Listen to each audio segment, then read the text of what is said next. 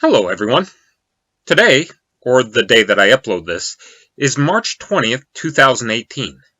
It's the first day of spring in the Northern Hemisphere, time of new beginnings, and I would like to start a new beginning for this channel. I want to bring something of who I am to the screen, in the hopes that it will be beneficial, both to me and to the viewer. For me, because I want to be able to share parts of who I am and make that connection, to leave a mark on the world, to not die when that time comes, with my music still in me. For the viewer, I hope to provide something positive among the many alternatives they have to watch or do. YouTube, or any screen or medium, has the potential to be used for tremendous good or evil. It's not good and evil in and of itself, it's what it's used for. I want to provide a variety of interesting material, presented in interesting ways. And I want to do so in a way that will be positive and encouraging to viewers, to help improve society. What we watch influences who we are.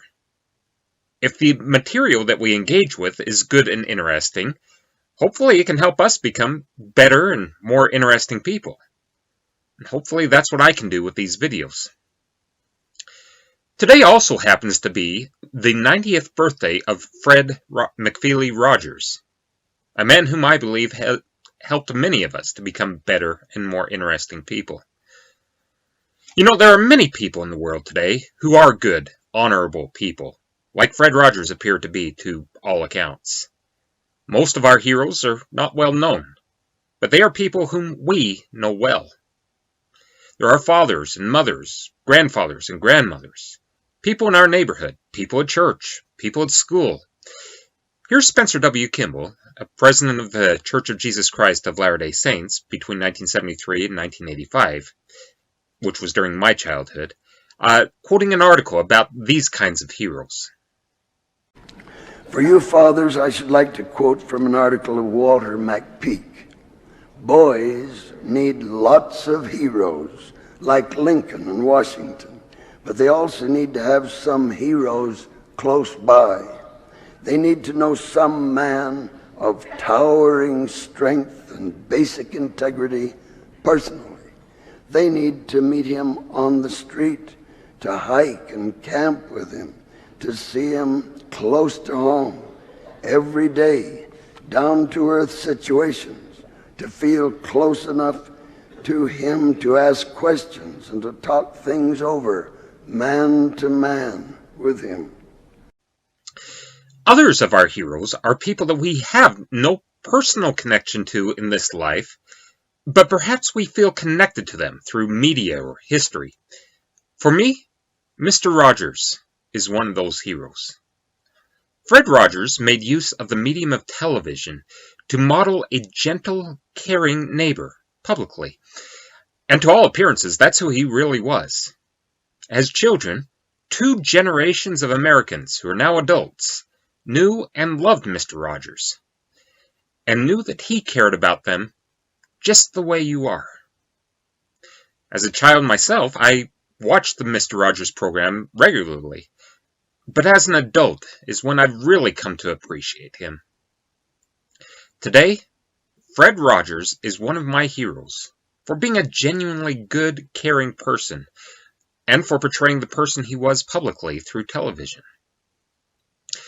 On July 22, 1999, Karen Herman of the Archive of American Television conducted a 4.5-hour interview with Fred Rogers. This was a part of the Academy of Television Arts and Sciences Foundation. I don't think Mr. Rogers would have minded if I share a few clips from this interview, and I hope the Academy won't mind. Do you think that would be all right, Mr. Rogers? Boy, if people want to use our work, wow, I'm all for that. But, you know, stick to our premise. I just want to note that Mr. Rogers passed away 15 years ago, and of course I'm not speaking with him directly. He would probably want that clarification for children. I'm just trying to present some of his material, this material, in an interesting way. It's nice that the Academy created this material, so that we can still remember you, and that your influence can still be felt, isn't it?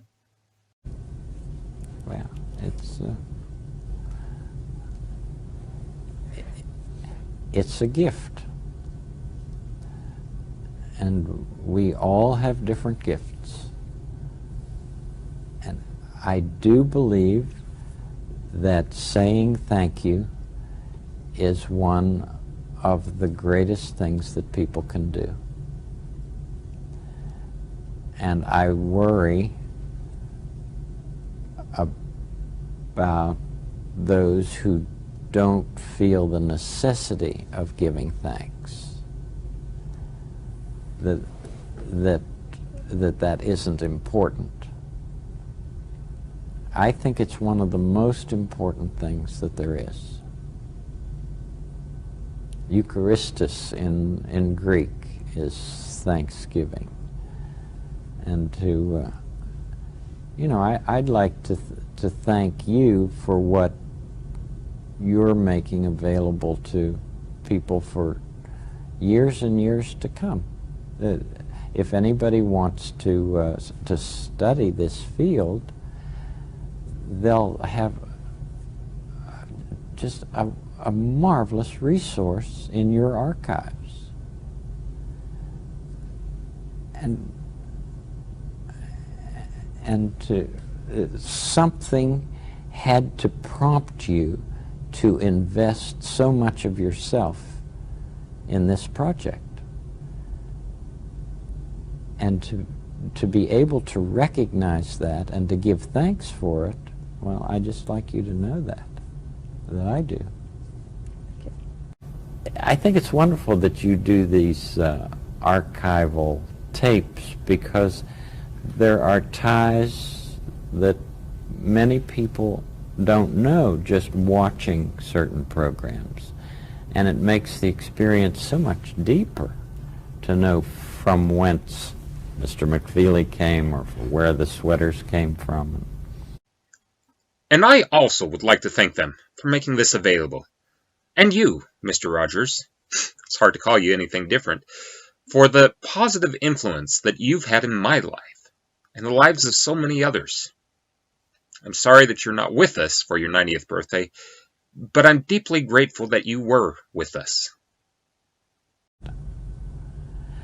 I don't know what it is about loss and the memory of loss that can help people go deeper and deeper within themselves. I guess it's because nobody is immune to loss. And, I've had people walk up to me after we taped that segment in New York with Maya Lin. I was walking down the street in Manhattan, and people would walk up to me and just not even stopping, just would say such things as, "Thank you for my childhood."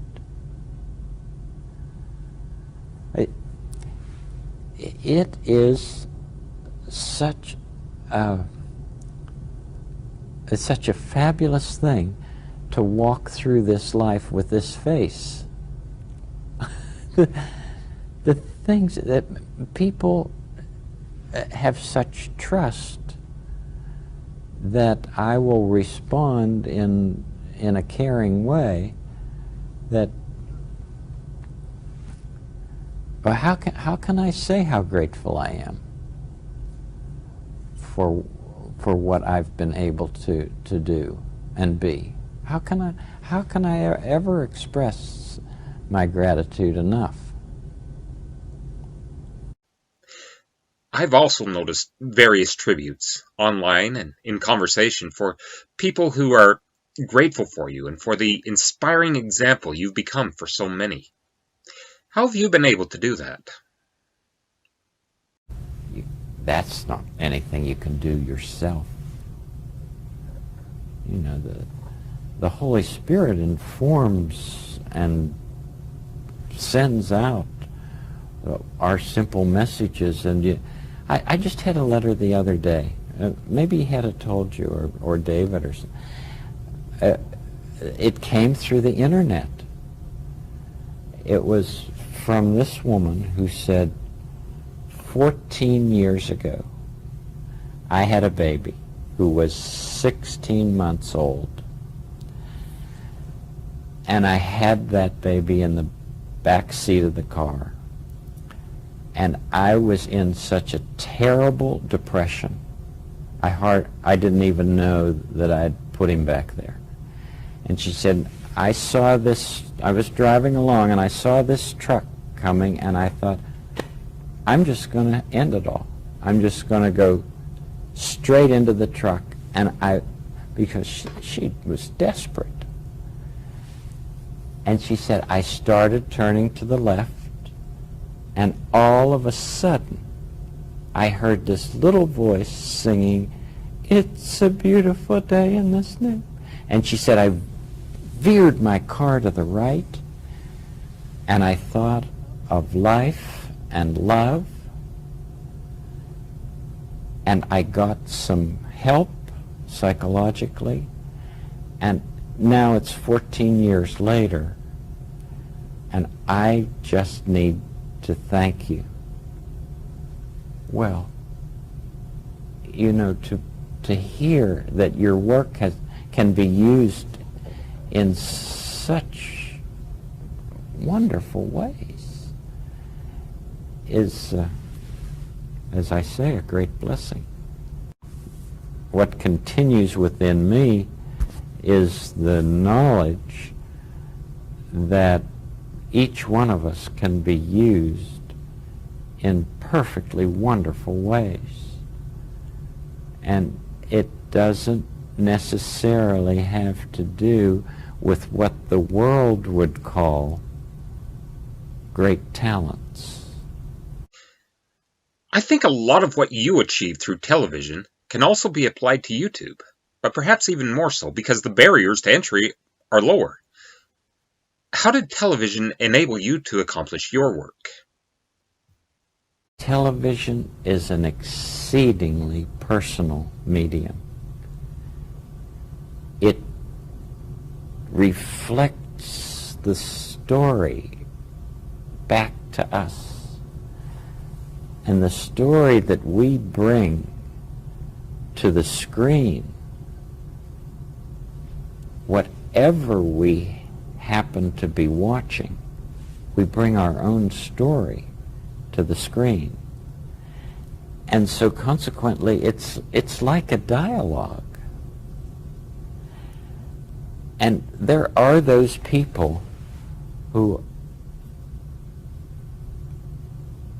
sometimes say that television doesn't affect us all that much. Well, all I can say is then, why would advertisers pay so much money to put their messages on a medium that doesn't affect us all that much? I do feel that what we see and hear on the screen is part of who we become.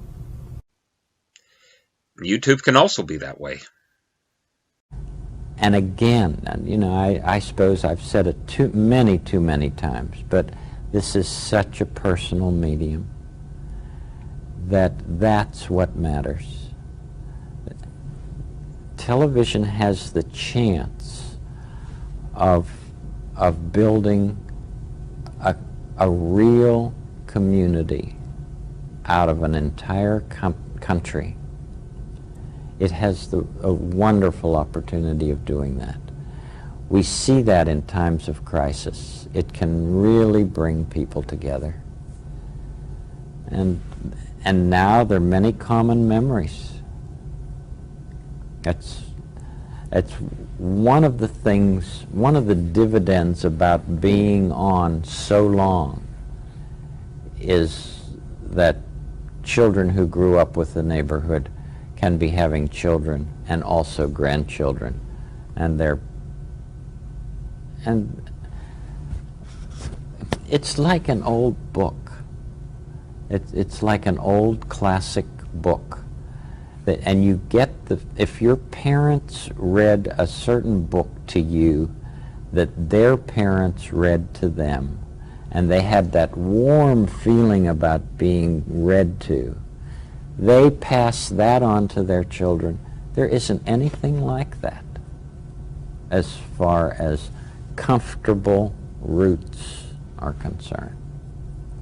It's fun to be part of that kind of tradition. I never in a million years would have expected that I'd be sitting here talking with you about this after, well, 1951 there at NBC.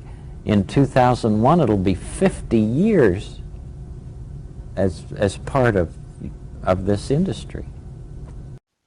What about all the negative content out there? I understand you originally got into television because when you first saw television, it was a program where people were smashing pies into each other's faces, and you thought it could be put to better use. You started as a floor manager, right? What sparked that change that helped you become more of what you could be? Now, I guess there'll always be pie-throwing programs, but they don't need to be in the majority. Yeah, I thought television was doing good things. However, I didn't feel that I could use all the talents that had been given to me as a floor manager. Nevertheless, I think the floor manager position is an exceedingly important one. What was television like in the early days? Television in the early days was doing the same thing. Until television became such a tool for selling, it was a fabulous medium for education. That's what I had always hoped that it would be.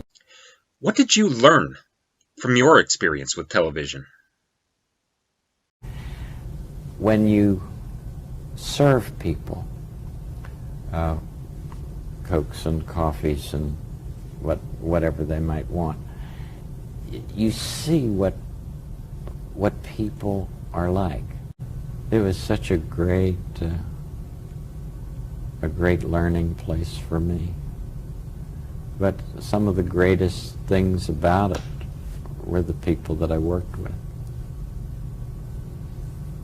And isn't that always the case? I mean, you can learn the mechanics anywhere, but it's the relationships that develop. I mean, Kirk Browning, for instance, was one of the ushers in our wedding. And when people work very close together to create something that they feel has value, that they want to give to their audiences, they become a community. And it's a real blessing to be part of a community of givers. I mean, if your main focus happens to be the person who is going to be watching what you're producing, that to me is the greatest thing that you could ever have. And when people, I mean, it's so much more important than how many people are going to be watching. It's what if this person who is watching is somehow moved to do something of value because of what you've put on the air. That's so much more important than the numbers of millions of people who are tuned in. But it's all a matter of quality versus quantity. And if we can only not fall for the numbers game, we can continue to have this medium be a really thoughtful one. It's true. I want to make my YouTube channel into something that will be a benefit.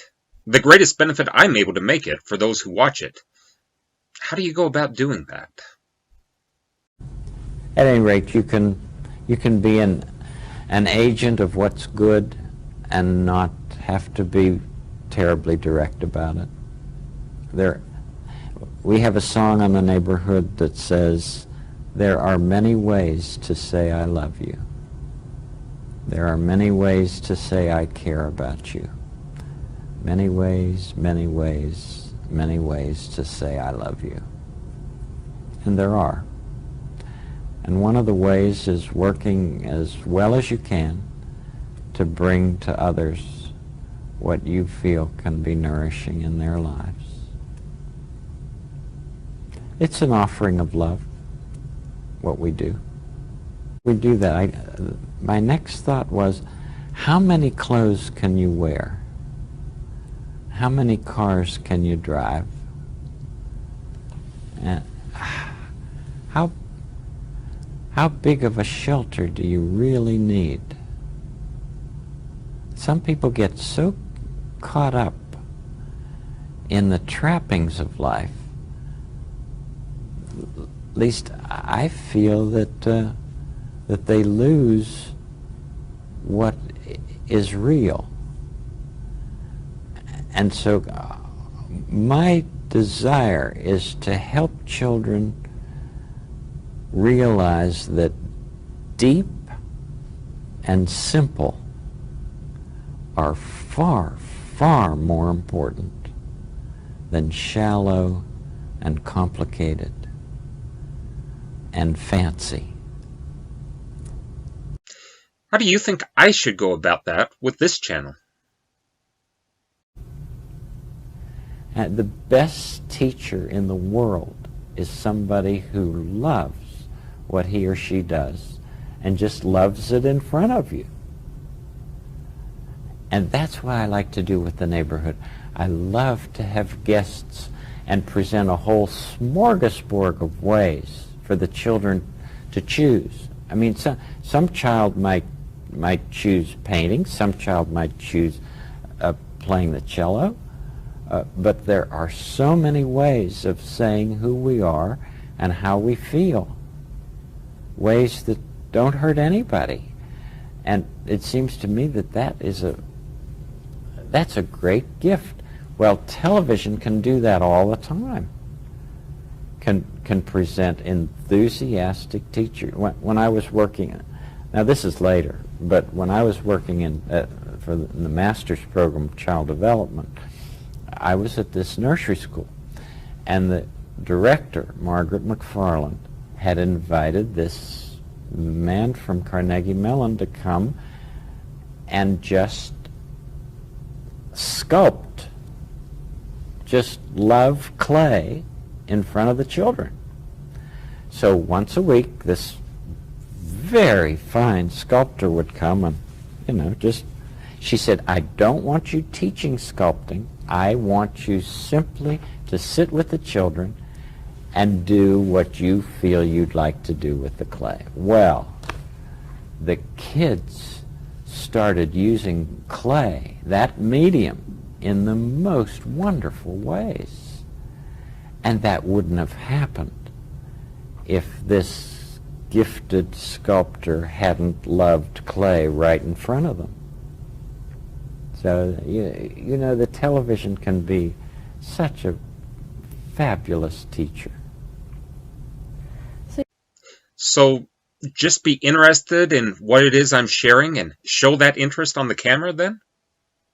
To be enthusiastic about something that somebody else might learn to love, what a gift, I mean, what are your hobbies, for instance? Do you have a hobby? Many, yes.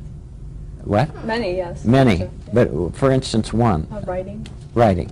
Well, if you can be really enthusiastic to some young person who's just learning to write and say, "Do you know what this means to me? I feel just thrilled every time I can turn a phrase, and it's a blessing.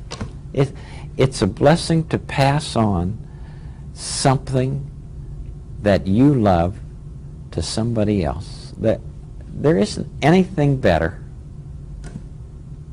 There isn't any better gift. Is that how other programs like yours did and do their work? I don't know how to compare our programs. I really don't. I think each one reflects who we are, and that's the good thing. That's the only way you can have variety, since each one of us is who we are and unique.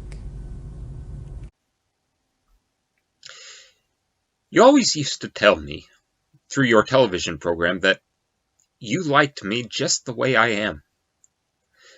What makes me someone who can tell my own stories through the medium of YouTube, like you did through television? It's just always encouraging the children to recognize their own uniqueness. There is only one person in the whole world like you. That's the greatest gift you can give anybody, is the gift of your honest self. I mean, you've had a lot of courses, and you've probably taught courses in writing. You can teach that as a mechanical kind of thing, but there's no way that you would ever want everybody to write the same material. What you would want the most is for each person to tell his or her own story.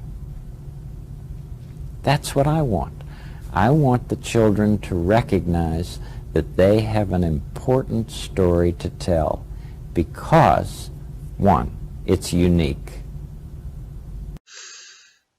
Just be who you are, then. There's no one else in the world like you. There's no one else who can tell your stories. No one else would have made this video, just in the way I'm doing it. Somebody said to me, why do you suppose that people have watched The Neighborhood for so long? I said, people love honesty. They like to be in touch with those who are honest and real. Don't you? I mean, don't you like to be with real people, that people who aren't afraid to make mistakes, and people who just know that life is a gift and relish in it? Yeah. It was written by a person by the name of Moloch, I believe. And it says, if you can't be a pine on the top of a hill, be a shrub in the valley, but be the best little shrub by the side of the rill. If you can't be a woods, be a tree. If you can't be a highway, then just be a trail. If you can't be the sun, be a star. It isn't by size that you win or you fail. Be the best of whatever you are. You don't have to think that you need to be perfect then, especially right out of the gate. I was just reading a commencement speech that Anna Quindlen gave at Holyoke this year, 1999. And, well, for someone who enjoys writing as you do, I think it would be really important for you to read. But she says the saddest thing in the world is that people have to feel that they have to be perfect. She said the best thing in the world is for you to be yourself. Well, that's it in a nutshell, but it's a wonderful nut to read. I'm glad you've been able to have such an influence on me and so many others, to be ourselves and to fulfill our purposes, to use the talents we've been given to benefit others. You know, we have pieces of the people that have cared about us all through our lives, and they're all part of us now. And so we represent, each one of us represents so many investments from others. No one of us is alone.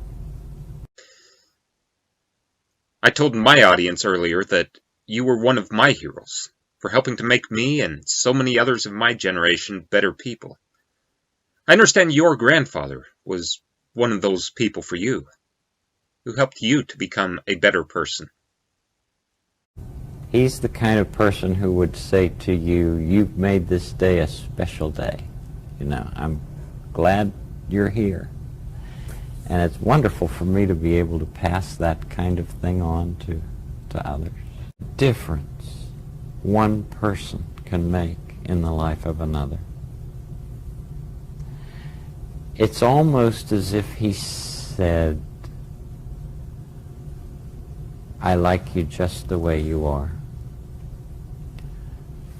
And for me to be able to pass that kind of acceptance on through this wonderful medium, that's been a real blessing for me. How did you learn from Mrs. Rogers, your wife? We go off on, she'll go off and do a concert, and I'll go off and do something. And I think that helps in a marriage, to have times apart. And you come back, and then you have so much to talk about and so much to share. Who are some other people who have influenced you and helped mold you into being? You know, my mother used to say a long time ago, whenever there would be any really catastrophe that was in the movies or on the air, she would say, always look for the helpers. There will always be helpers, even just on the sidelines. That's why I think that if news programs could make a conscious effort of showing rescue teams, of showing medical people, anybody who is coming into a place where there's a tragedy, to be sure that they include that. Because if you look for the helpers, you'll know that there's hope. And Margaret McFarland, who later became our major consultant, said, "Fred, I watched the Children's Corner.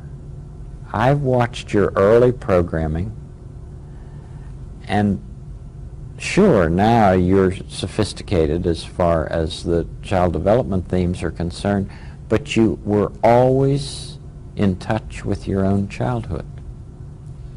And she said, and that is the greatest prerequisite for what you're doing.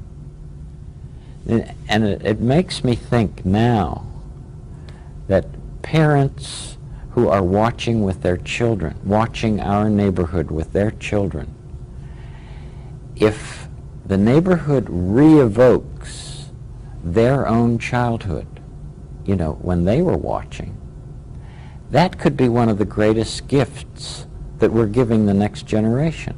Because if they're in touch with who they were as children, they'll be able to be far more empathic with their own children. That's something really important. And I remember one time sitting in a case conference with the people at Hampstead, and Anna Freud was there, and somebody else had presented this little girl. She was 5 years old. And this little girl had moved something like 4 times in her 5 years and had lots and lots of difficulties. And of course, they were all presented in this case conference. And at the end, I remember Miss Freud sitting back and saying, "What fascinates me so much about this little girl is how with all the difficulty in her life, how she turns out to be so normal. That's what we must always try to understand.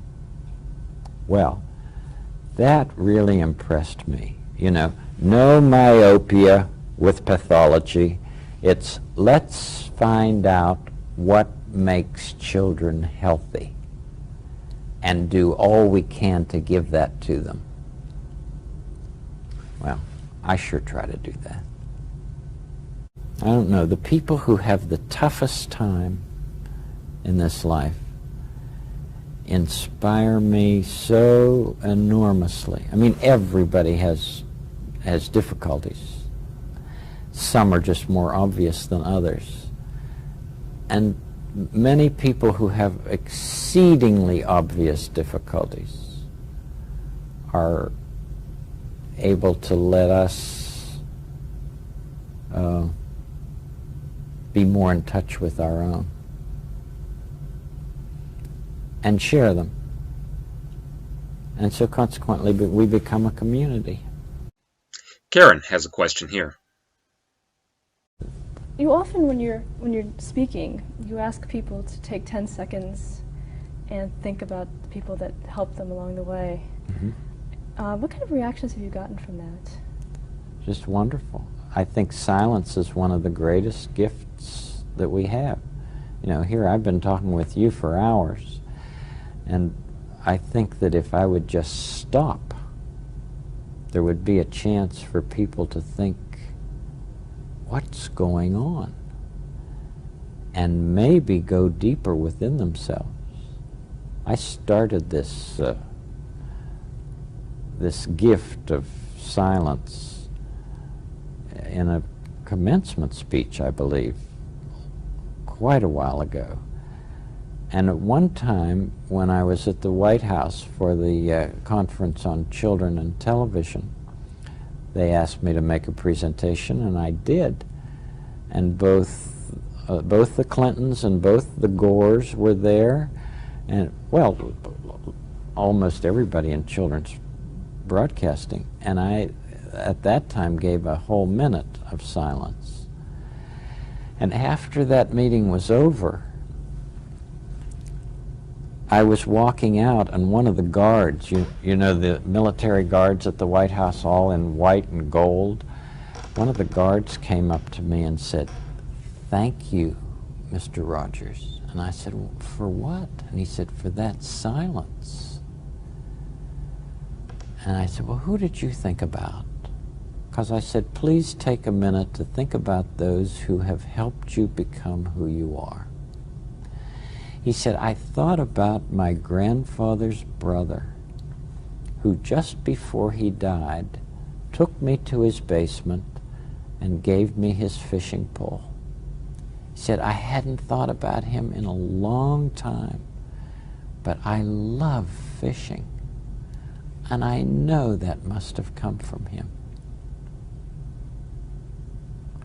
So maybe you'll have some nice blank tape for whoever's doing research to take some time to think about those who have cared so deeply for you that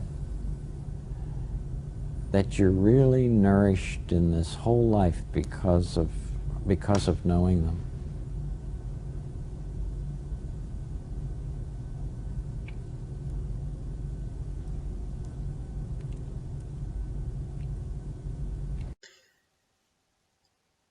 What do you think of when you look at the camera?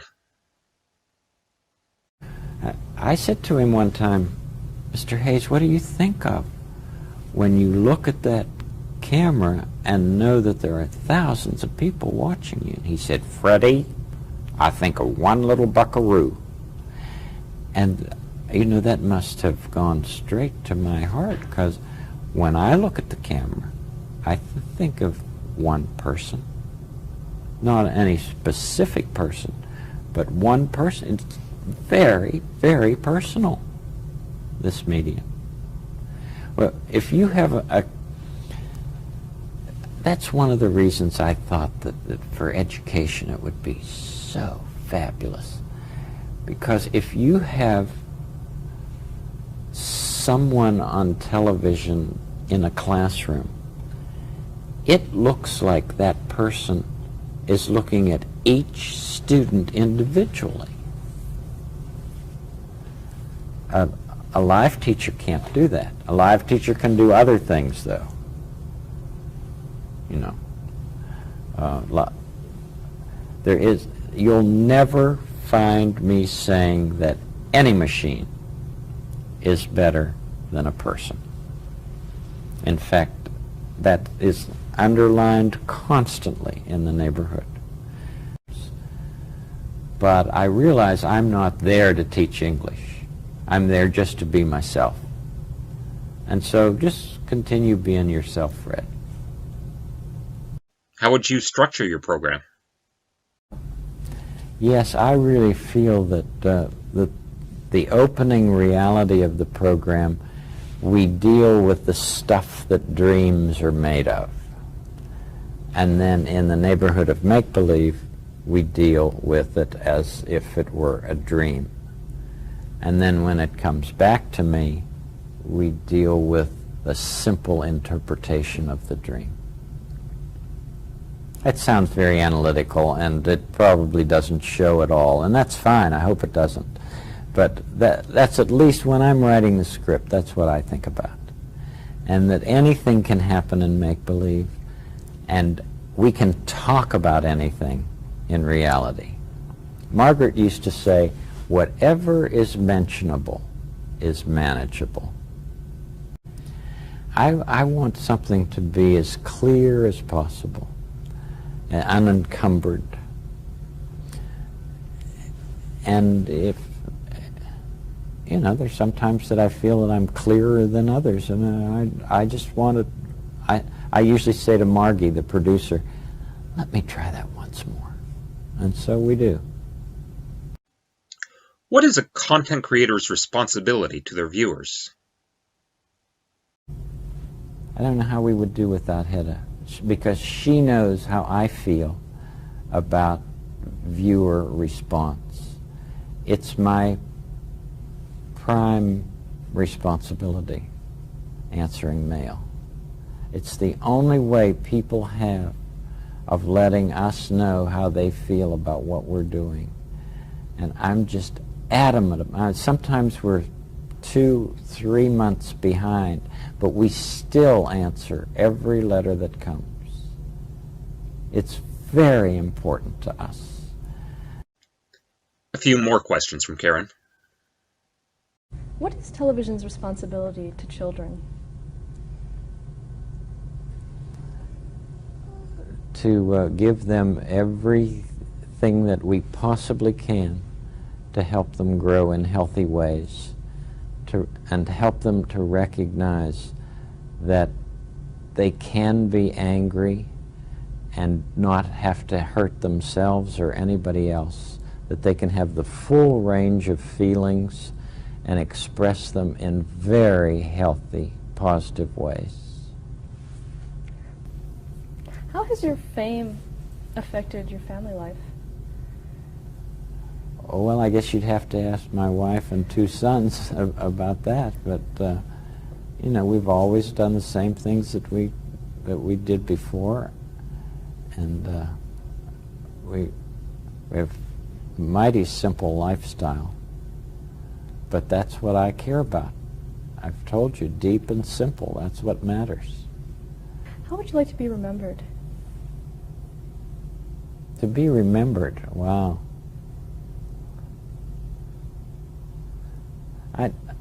I heard of somebody who was very, very famous asking somebody else, do you think I'll be remembered? Huh. I was sorry that he had such misgivings about that, you know.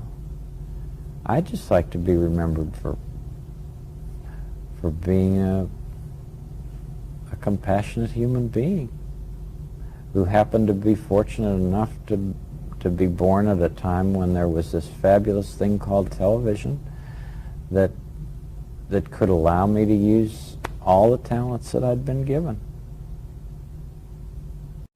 It's hard to talk about yourself. I mean, I'd much rather talk about you. Mr. Rogers, what do you find most important in life?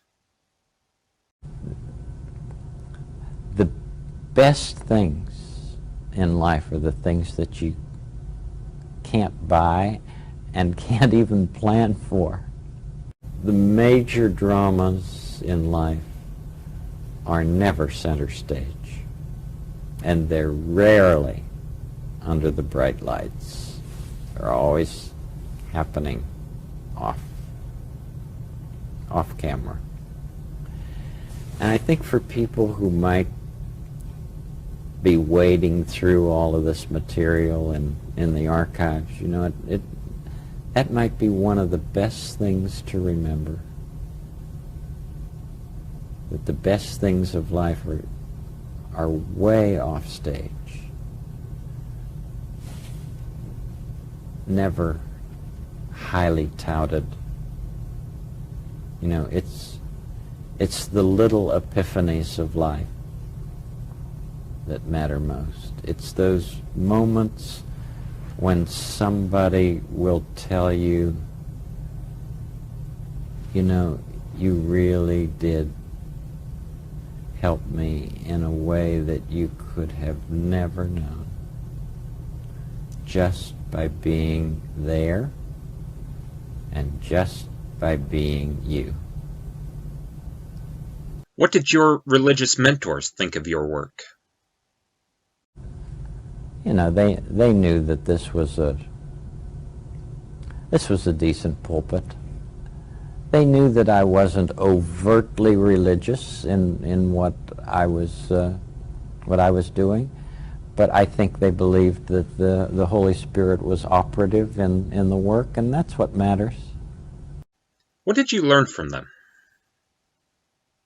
And it says, the Prince of Darkness grim, we tremble not for him. For lo, his doom is sure. And then it goes on, and then at the end it says, one little word shall fell him. And I said, Dr. Orr, what is that one little word that would wipe out evil?